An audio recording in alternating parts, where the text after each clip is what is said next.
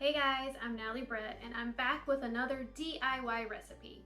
Today's recipe is how to make your own wood polish cleaner at home today. Don't forget to hit the like and subscribe button so that you can stay up to date on all of my future episodes. So making your cleaning products at home is super easy, very affordable.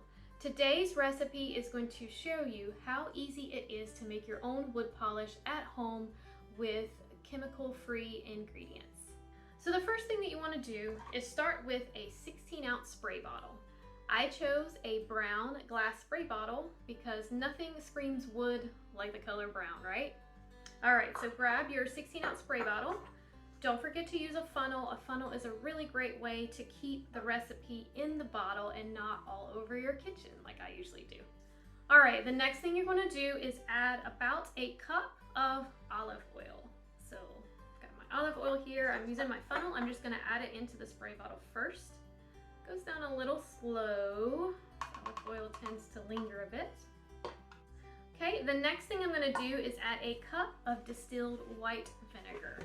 So you can get this at Walmart, Target, grocery stores, so many places. It's very easy to find, very affordable. Okay, so add a cup already poured. So add a cup of your white vinegar into the spray bottle, which I'm going to do below. Okay, and then the last thing you want to do is add your essential oils. A DIY recipe wouldn't be finished without adding the essential oils in, right? So my choice is I add 15 drops of arborvitae into my wood polishing mix. And the reason why is because arborvitae is really good at nourishing the wood. It's the perfect choice for your wood polish recipe. So once you've added in the other two ingredients, you want to add the essential oil last. So I'm going to add 15 drops. And if you go a little over, it's okay. Sometimes arborvitae takes a while to come out of the bottle, like mine is. So I'm keeping an eye on the drops. All right, 15 drops in.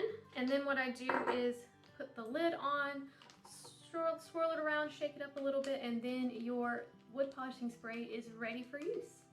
All right, I hope you have found this recipe helpful.